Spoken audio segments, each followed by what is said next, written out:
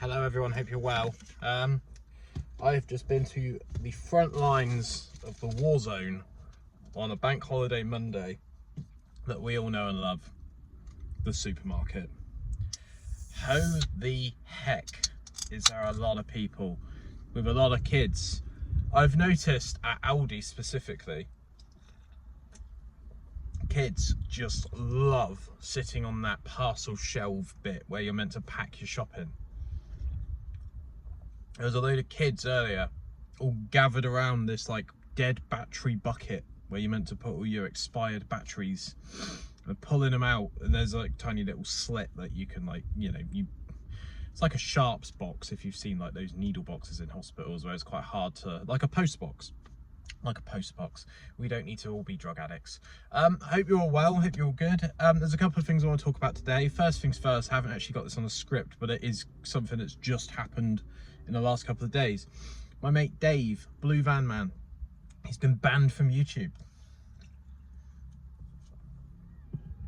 I think he's been banned for 10 days for talking about things, which I don't know what he said, because he does say some mad stuff. He's a legend though. I speak to him nearly every day on WhatsApp. We send each other 8-minute voice notes, and we've gotten to know each other quite well, considering we've never actually met each other in the real world.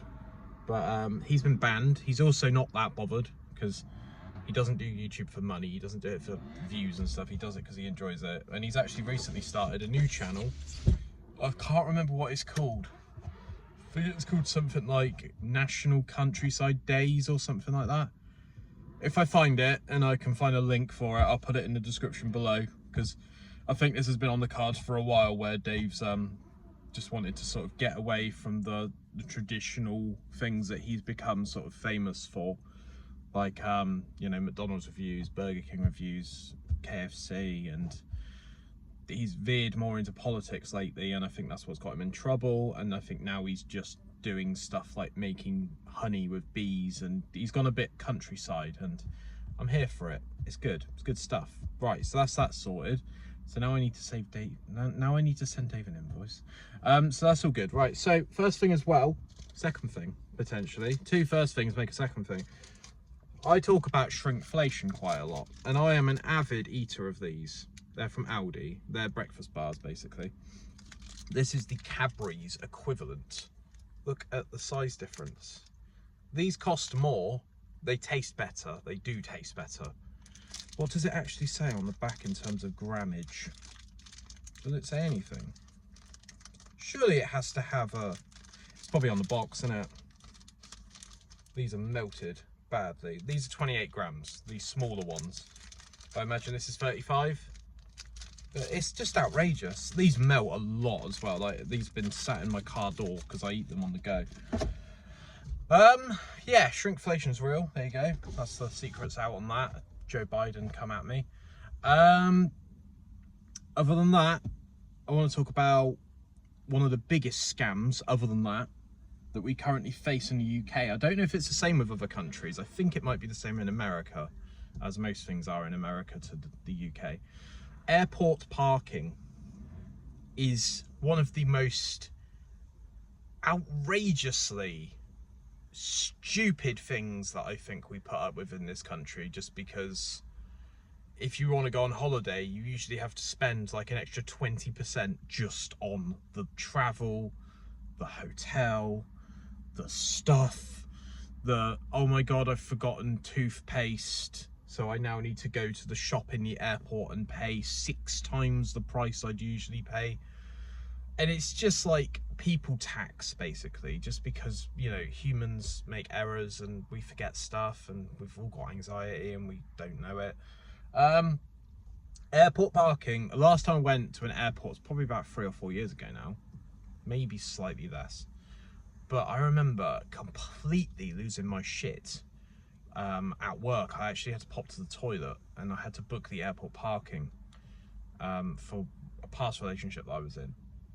I'm thinking to myself, why the fuck do I have to pay 75 quid to park in a completely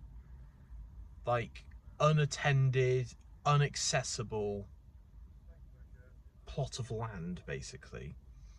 Like, I always make a note as well. I'm a bit of a conspiracy theorist in this regard, but I've always made a note of the mileage of my car before I left it and gone on a plane, because I do have this horrible feeling, even though, like, my keys are with me, even though I just have this horrible feeling in my head. It must be from a film or something, where someone's like donutting my car around the car park whilst I'm on holiday. I don't know what that is. Ben Bedlam has a complete lack of trust for everyone around him. There's something else I wanted to talk about as well. Ludwig, one of my favourite creators at the moment. I think this is potentially the end of the video now. He was a bit of a strange character that kind of blew up out of nowhere, and he is a streamer. He used to stream on Twitch, and he did something called the Subathon, which was essentially he streamed for an entire month, essentially non-stop. I think 2 days he went out for a meal to see his family, and his friends like covered for him. So 28 days live streaming non-stop, and he gained a shit ton of attention from doing that. And I think he earned something net like $400,000. But he paid his mods half of the money he earned because they were on stream constantly monitoring everything.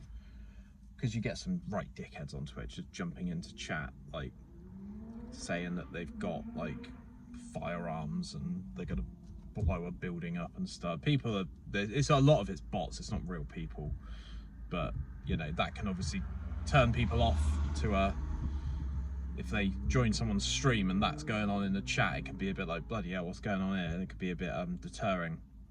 So the mods work very hard on Twitch, especially the bigger the streamer, the more that seems to be more of a hassle. I watch quite a lot of Ludwig at the moment. He's one of my sort of creators of the year, even though he's not been going since this year. He's been going for quite a long time. I've just discovered him.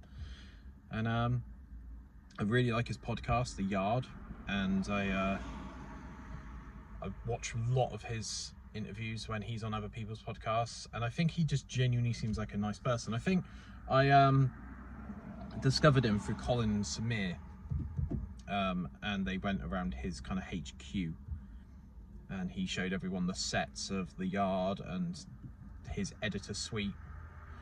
And because, long story short, I won't get into this too much, he set up a production company basically for himself.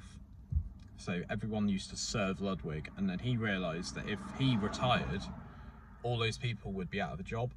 So he then created something called Off-Brand, which is a esports production team, and it serves other creators as well as Ludwig. So it's like an all-encompassing thing.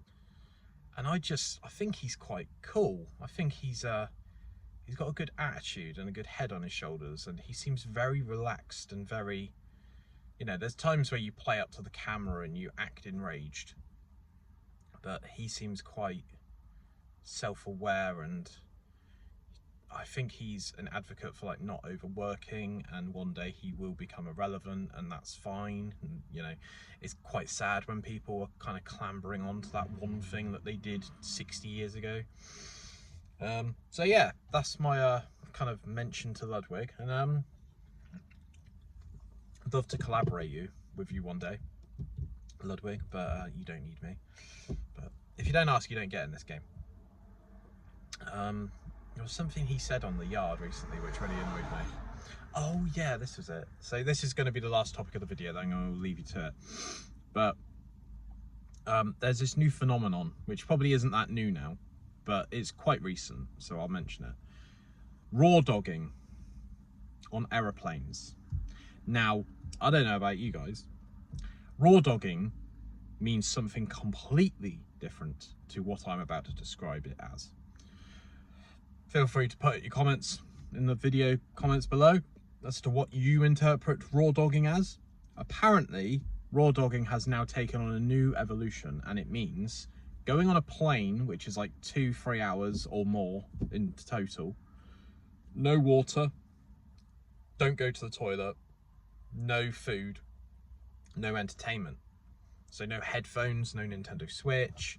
You are literally just sat on a plane for that amount of time, and it's meant to kind of measure your perspiration as a human being, because, you know, we all need water every couple of, you know, every 10 minutes I'd say we need water. And I don't know, it's just weird. It's weird how these things catch fire as well. It's bizarre to me. But Ludwig was talking about raw dogging a flight, and it kind of reappeared in my peripheral vision, and I thought I'd mention it, because have you guys done it? I haven't been on a plane in a couple of years, so I don't know.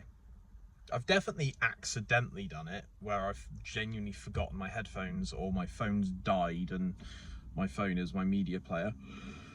But also, whilst I got you, last question, promise. Do you guys turn on aeroplane mode when you're on a plane on your phone?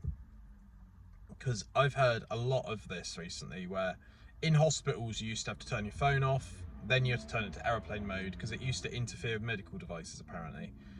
And there was a video once of someone going into a petrol station answering the phone, and the whole petrol station blew up, or something mental.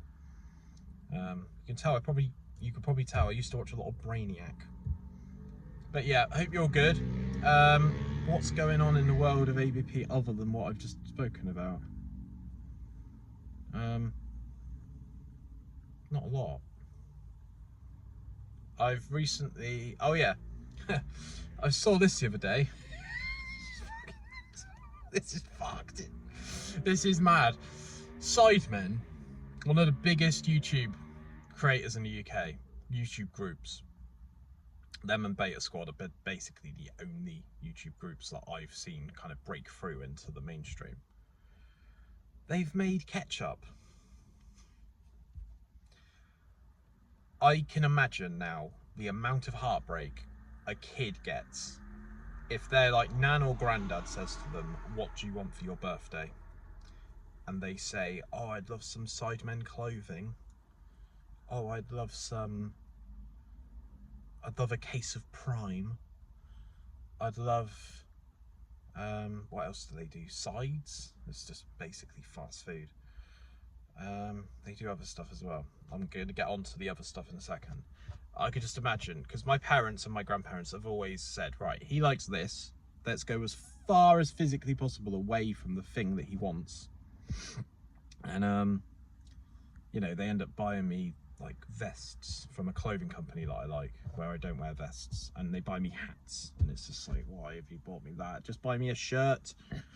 I can just imagine the complete disbelief of the kids when they get Sidemen ketchup from their grandparents on their birthday.